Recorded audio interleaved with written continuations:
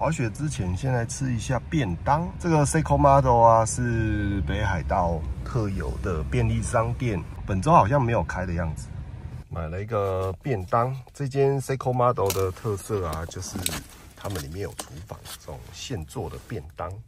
滑蛋海鲜蟹肉啊，蟹肉丝，滑蛋蟹肉丝，蛮香的。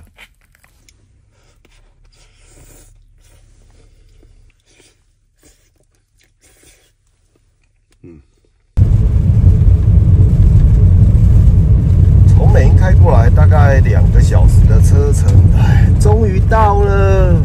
哇，这个新野这里真的是好大，远远的就看到它有好几条雪道，超级大。北海道算是几个比较早开的雪场之一。哇，高尔夫球场好漂亮哦！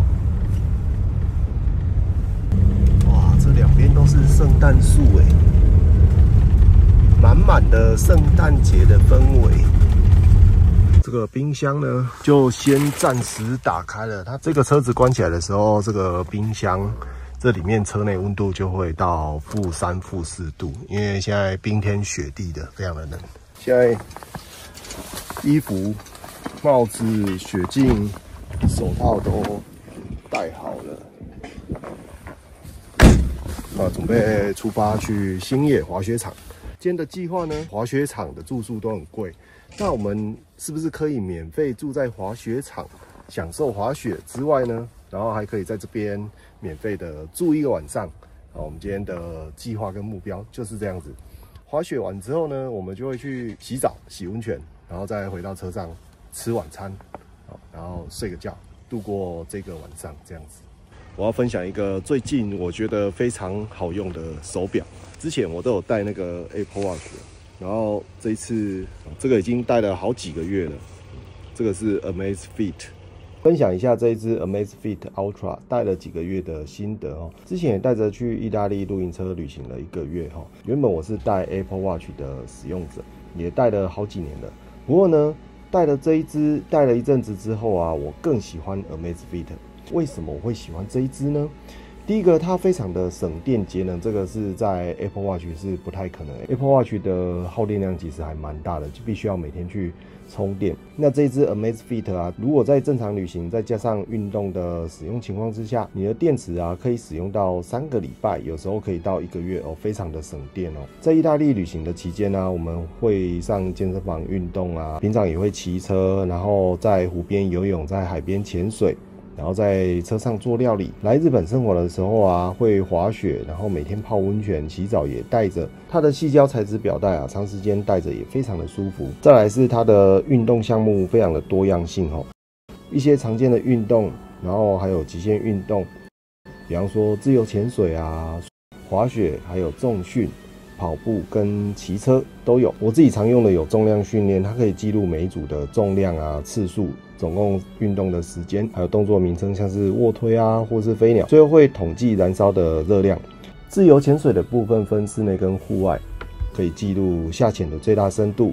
还有速度、停留的时间。厉害的是，它可以结合地图啊，你去潜水所经过的这些 GPS 的路线，还有当地的地图，还有其他大部分功能跟潜水表也有点接近哈，但是没有像专业潜水表那么的齐全。但是你如果是休闲的这种玩家的话，其实也够用了啦。在潜水方面，其实我觉得它的提供的资讯其实也蛮多的哦，最大可以到30米，这个对我们一般的潜水爱好者其实已经够了啦，因为一般我们大概在10几米、20米左右，其实已经玩得很开心了。接下来这个滑雪的部分，我必须给予好评哦，就是目前能够记录到滑雪的手表不多，那这一支可以记录你的滑雪的功能哦。滑雪分单板跟双板，可以记录你的滑降高度，还有最大速度、滑行次数、运动时间、累计滑行的距离。重要的是它也可以连接滑雪场的地图，可以有详细的 GPS 的路线，包括你坐缆记录缆车的这个轨迹，我觉得记录的还蛮完整的哦。闹钟提醒重要的事项，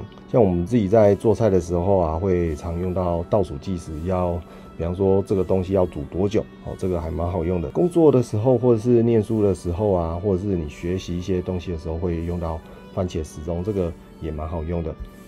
每天出门的时候会打开手表的这个天气，去看一下目前的天气到底是要怎么样准备这个衣服哈。还有时候我会喜欢看目前的海拔高度，这个是我蛮喜欢的一个资讯。它的表面非常的多，你可以随时按照心情更换不同的表面哈。它可以遥控手机拍照，这一点我个人是非常喜欢，而且对我们来说是非常重要。你如果是经营自媒体啊，还是你想要发一些照片，当你只有一个人要自拍的时候啊，你直接在手表按这个遥控拍照，倒数3秒钟，还可以让你调整好动作。而且呢，这个遥控快门它也可以控制录影键，非常的方便哦。它的 App 功能资讯非常的完善，而且很齐全的记录你的冒险生活。当你戴了手表使用几天后啊，你可以随时连上你的 App 同步你的资讯，马上就可以在 App 上看到自己的冒险轨迹与资讯，这样就可以很清楚的知道自己的状态啊有没有变得更好，随时调整好自己的生活节奏。好，最后这一款手表适合什么样子的人呢？如果你跟我一样喜欢户外冒险，各种户外运动，记录自己的运动数据及轨迹，喜欢有一点 man， 然后又很帅气的手表，可是呢，你又有电力焦虑症，害怕常常没电需要充电，你喜欢自己一个人旅行自拍的话，那么这一款手表应该是蛮适合你的，推荐给大家。这边是那个他们滑雪场的入口，要从饭店进来。这是排队的人潮，呈现 S 型，太多人了。今天只有开放一个雪道，所以人都集中在这里啊，超多人。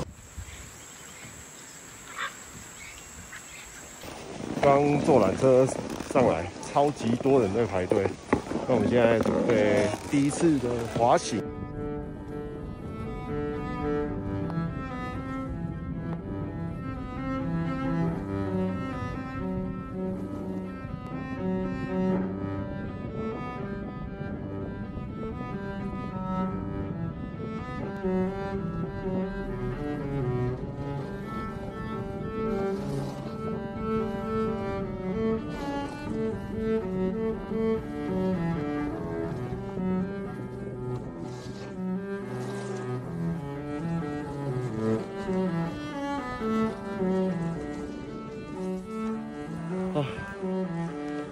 滑了好像4趟吧，先来吃个午餐。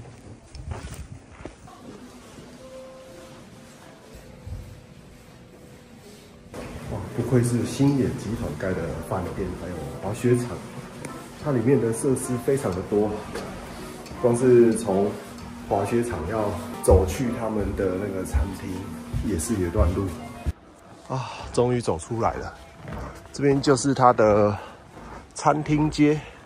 远远看到汉堡排，我看到汤咖喱的 F 在最后一排那边，有点远。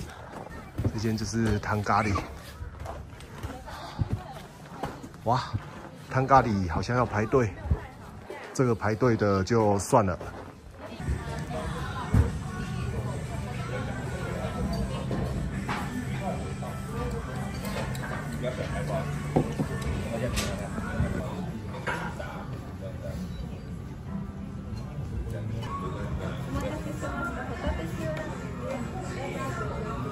好，吃完拉面，准备继续下半场。我这边 lift 到3点而已，差不多现在1点多，再滑1个小时吧。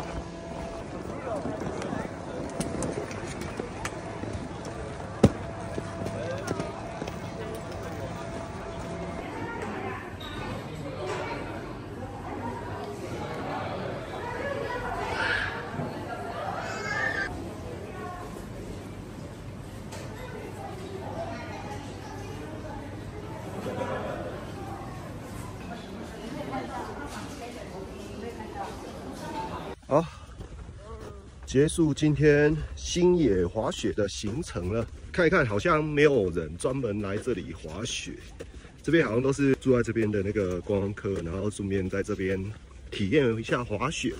因为停车场这边都没有人拿雪板走出来，大家都是来这边住宿，然后就直接住在里面，顺便滑雪，没有专门来滑雪的。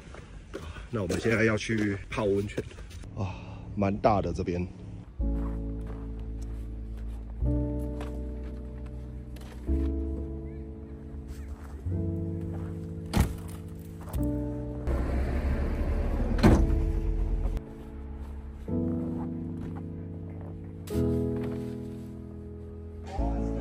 这里就是很有名的 Club Med， 这边是它的浴池，不知道有没有温泉，进来看看。问了一下，这边看起来有点像游泳池，我还以为没有温泉啊，但是问了一下，它的温泉就是在这个游泳池里面。现在回车上拿一下我的换洗包，准备来泡温泉。这里很有圣诞的感觉呢。这个就是我的换洗包。喜欢泡温泉的一定要准备一包，就是放自己的毛巾啊。因为很多温泉池你也不知道它有没有附，通常有一些是要另外付租金，租一条毛巾可能50块台币，自己准备当然是比较好。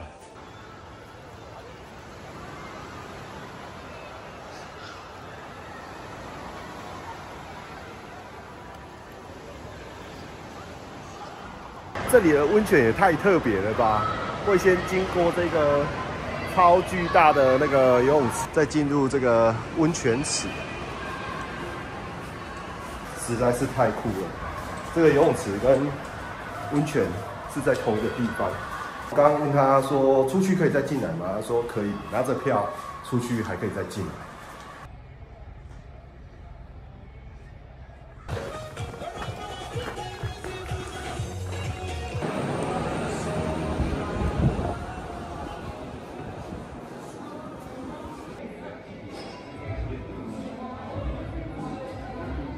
我现在在新野 Club Med 的酒吧里面，它里面有躺椅。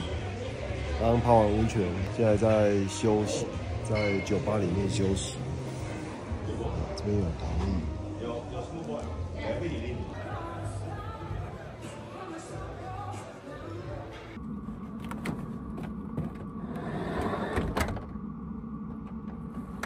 现在室内温度-3度。冰箱不用插电了，打开就好了。这冰箱里面都没有开电源，但是里面非常的冰，因为车内温度大概-3度啊。这冰箱一直开着，所以它也是维持大概在零下的温度。那如果开暖气之后就把它关起来，就保持里面的那个冷藏温度。今天的晚餐是吃炒乌龙面，还有汉堡排。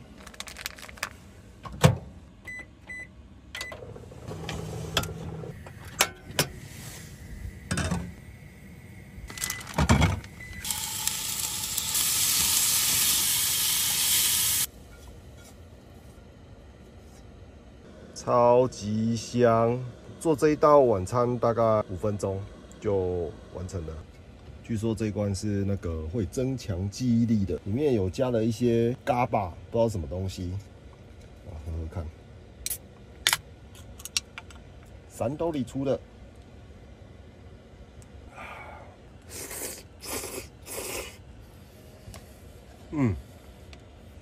这乌龙面超 Q。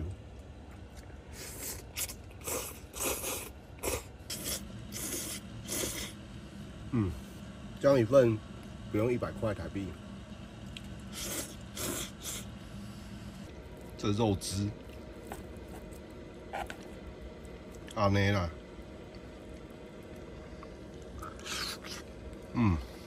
很多在车中泊的日本人他们都会买这种湿纸巾，专门给车泊的人用的那种湿纸巾。这个擦一擦，基本上就蛮干净的。下面一位，这个筷子也是这样擦一擦，这可以用很久了，100枚。这100枚大概用个2个月吧。这个，它有一些雕钉，没关系，这个简单。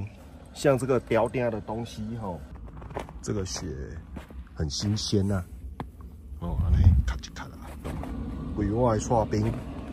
其实你如果常做菜这种问题算是不是什么问题这雕钉就是水给它煮一煮，它就会变成酱汁还蛮好处理的。一下就融化了，有没有？这个酱汁，然后拉拉嘞，它的那个酱汁就溶解了，蛮容易的，有没有？好，然后这个呢，这个一般餐巾纸擦一擦，有无？清气溜溜。哦，在车内都不用水。这一带如果有经过什么东西，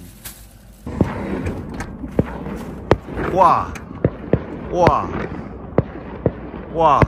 怎么有人在放烟火啦？哇，免费烟火秀呢！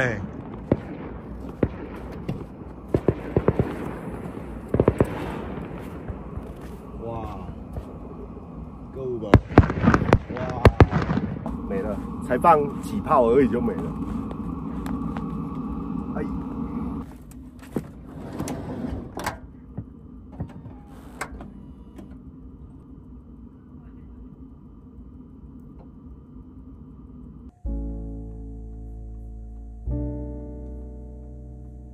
准备再去泡睡前的最后一次温泉。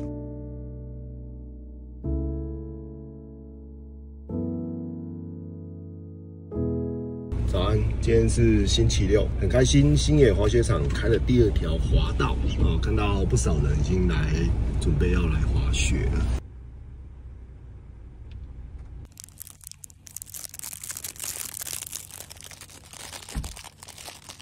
之前住在美英，在那个美英选果买的面包，黑豆面包，蛮好吃的。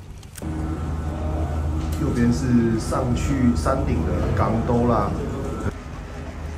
感觉也是有不少人呢。